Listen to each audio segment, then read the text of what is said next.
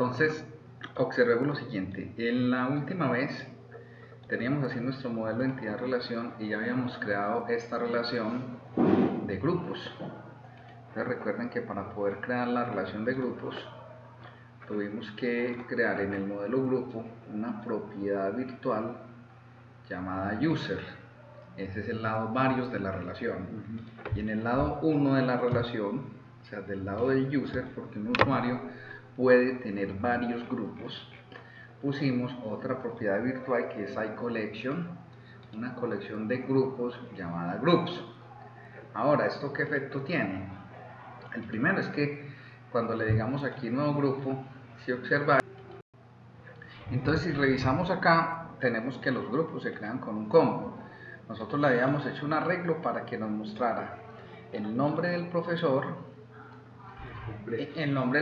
completo, ordenado ascendentemente, y que solamente nos mostraran los registros que fueran estudiantes, que fueran profesores.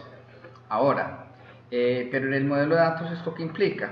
Esto implica que si yo aquí ya adiciono la tabla de grupos, podemos ver que tenemos ya una relación de uno a varios grupos. Entonces, digamos, si observamos, ya las tablas están relacionadas, en el cual decimos que un grupo tiene varios profesores. Entonces aquí esto se está relacionando por el campo user ID, donde el user ID de aquí debe corresponder con el user ID de acá.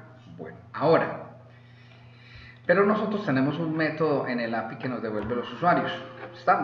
Ese método, vamos a ver qué le pasó cuando nosotros hicimos esto. Si nosotros corremos aquí el Postman, aquí nos pide que reiniciar. A veces pone el problema y toca cerrar el Google Chrome. Entonces veamos un detallito aquí con el usuario. O sea, los usuarios ya tienen grupos. Sí.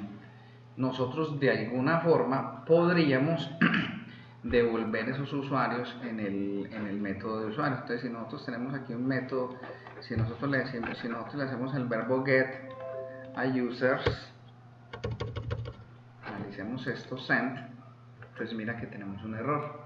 Tenemos un error que no teníamos antes. Este estaba funcionando antes de que hiciéramos la relación con grupos. ¿Y cuál es el problema? El problema está que él dice que él no puede, que él tiene error trayendo información de grupos. Él dice, yo no le entiendo a usted qué es eso. ¿Por qué? Por esta propiedad virtual. Entonces, ¿qué debemos de hacer con estas virtuales para que no se nos dañe la API? O sea, esas no le ponen problema al... Entonces vamos a colocarle una notación que se llama JSON Ignore. Cuando le ponemos JSON Ignore, control punto, pues ahí importamos el Newton Subjection. Entonces se la voy a colocar a cada que hagamos una propiedad virtual de una vez.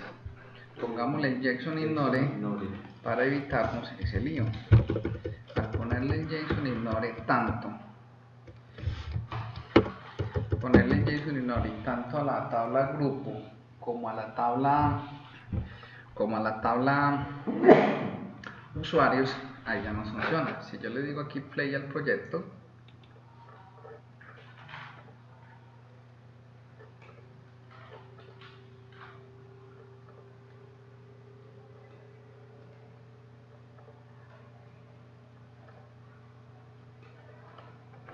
y volvemos a ejecutar aquí el método user, ya funciona. Ahora, yo podría de una vez hacer que mi respuesta me devolviera los grupos del usuario. Entonces nos toca crear otro objeto y poderle mapear esos usuarios para que nos funcione. ¿Me hago entender? O sea, sí. yo ya podría tener esto de tal forma que yo pueda definirle, poder obtener esos usuarios y poder hacer digamos como que más dinámico el manejo. O sea, yo podría de una vez colocar aquí groups. Entonces de una vez en groups podemos ya empezar a poner más complejos mis objetos. Mis objetos JSON no son planos, pueden tener relaciones de relaciones. Más, uno en un solo JSON, uno podría jalarse toda una base de datos relacional completica con sus tablas, yo podría jalar todos los productos, todas las facturas, todos los detalles de facturas, todos los proveedores en un solo llamado. Podríamos hacer un super gigante JSON. Bueno, entonces uno ahí tiene que encontrar como un punto de equilibrio. Uno dice, ¿qué es mejor? ¿Hacer poquitos llamados de objetos grandes o hacer muchos llamados de objetos pequeños? Me explico. Si yo quisiera ya saber qué grupos tiene el docente, yo tengo dos opciones. O hago otro método en el API que yo le diga, dame los grupos de este profesor, una opción. ¿Y eso qué me implica? Me implica que cuando yo le diga mis grupos, tengo que ir y consumir nuevamente el servicio. Listo. Ahora, o puedo de una vez desde el login que una vez me pase los grupos y ya los tengo en memoria. Entonces yo pienso que ahí la mejor, o sea, ahí hay muchas decisiones y tienen que ver también como en la arquitectura de la aplicación. Si yo tengo una aplicación en la cual la voy a utilizar en sitios donde no voy a tener conexión a internet, es preferible que yo cuando cargue información haga un super objeto grande que me descargue toda la información para poder trabajar la aplicación de ahí para allá desconectada y no tener que estar yendo al API. Pero también si yo tengo aplicaciones en las cuales, digamos, se asume que tienen conexión relativamente, es bueno, digamos, también, digamos, evitar ir tanto al controlador. O sea, es bueno, si el objeto es muy grande, se nos va a demorar mucho la consulta. Entonces uno tiene que encontrar ahí como un punto de equilibrio. A manera de ejemplo, vamos a modificar este método getUser para que nos devuelva la lista de grupos de un profesor. Entonces, ¿qué tenemos que hacer entonces? Entonces ya tenemos que, o sea, en datos ya está. Si nosotros observamos aquí, nosotros vamos a observar, miremos aquí en usuarios.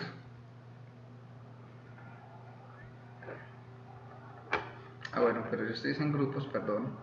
Yo aquí tengo dos profesores. Los profesores son Celia Cruz y Héctor Lavoe. Si nos metemos aquí en la parte de grupos, podemos ver que tenemos los grupos asociados a este docente. Entonces tenemos que matemáticas para la informática la da Celia Cruz y Héctor Lavoe da programación distribuida, pero yo podía crear incluso más grupos. Voy a decir que Celia Cruz también da programación en Java, y podríamos decir adicional a esto que Héctor Lavoe, vamos a crear un nuevo grupo y podemos colocar que Héctor Lavoe a su vez también dicte arquitectura de hardware.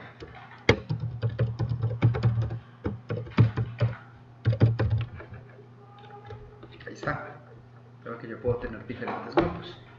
Ahora, ¿cuál es la idea? Que cuando yo consulte me muestre una lista de los grupos a los cuales dicta clase la señora Celia Cruz y los grupos a los cuales dicte clase la señorita señor Héctor Lavoe. O sea, los que sean teacher podría traer adicionalmente una lista de grupos. Entonces eso lo podemos ir, digamos, ya mejorando en la aplicación. Entonces, para ese objeto, entonces, ¿qué nos toca hacer? Nosotros tenemos aquí un objeto que se llama user, pero si observáis, este objeto user tiene, digamos, un objeto de grupos, pero es una propiedad virtual. Entonces vamos a hacer lo siguiente, vamos a heredar de la clase user y vamos a hacer otro objeto user más completo. Entonces vamos a decirle, vamos a crear aquí en nuestro proyecto, en nuestros modelos, vamos a crear una nueva clase y esta clase la vamos a llamar la clase user group, user with group.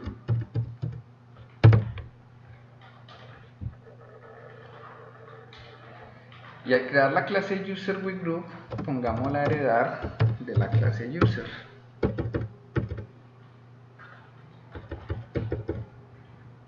Ahora, como hereda de una clase que va a modelo de datos, súper importante colocarle esta propiedad, not mapped, porque si no me la va a mandar a base de datos también. Ahora, vamos a crear aquí una propiedad que va va a ser una lista de grupos, va a ser una lista de la clase group, y a esta lista y a este objeto la voy a llamar group list. No lo llamo groups, que sería como el estándar de mis nombres, porque como ya heredo de esta, que tiene una propiedad llamada groups, entonces me empezaría a generar conflicto. Entonces, ¿qué es lo que vamos a hacer ya en nuestro método? Ya nuestro método get del API ya no nos va a devolver un user, que nos devuelve un user en el group. ¿Sí o qué? Ah, bueno, realmente llamémosla, a ver, user, aquí el nombre de la clase está mal nombrada, vamos a cambiarle el nombrecito, voy a ponerle user with groups, así, hacerle aquí el refactor, nos queda mejor, user with groups. Entonces tiene todos los atributos de la clase user, pero le estoy clavando otro atributo que se llama group list. Ahí está. Entonces, ¿qué vamos a hacer con este group list? Fácil. Simplemente vamos a irnos ahora al API, al controlador de users, y en el controlador de users, vamos a ver cómo está operando el método getUser.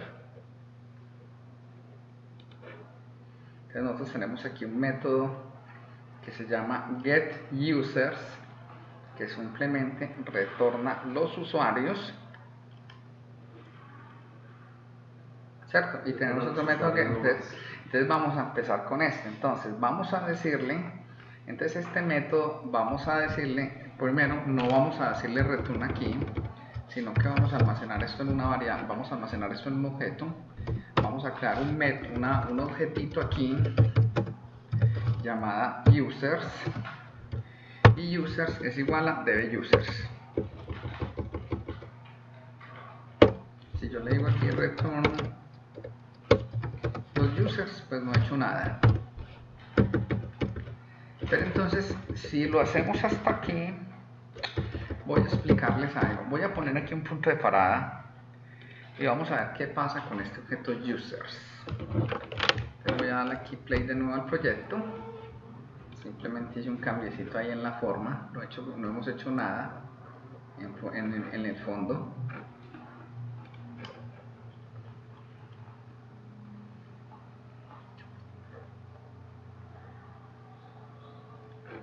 Y si le decimos aquí en el API, le digo send, entonces vea lo que pasa.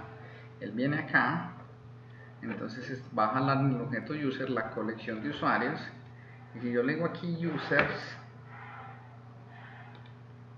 y aquí le digo resolvió porque no se ha instanciado, lo puedo instanciar, entonces observamos, está la cosa, aquí el objeto users, son users, entonces aquí voy a decirle que resolvió.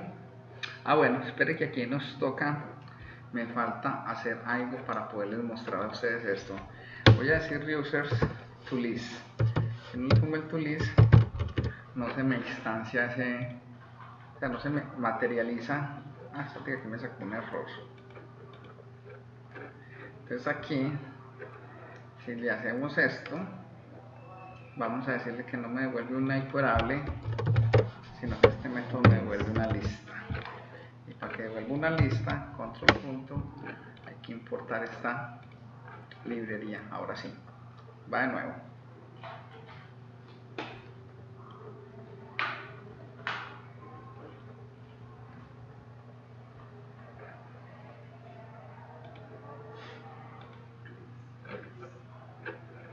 Entonces, si le digo aquí send, entonces él viene acá y la lista de usuarios tiene 4 usuarios.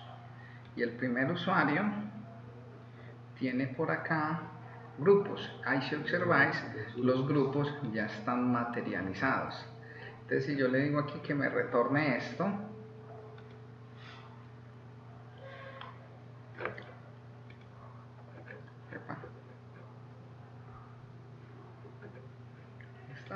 no, es que no le he dicho. Si yo le digo que me retorne los users, entonces vean lo que me está trayendo.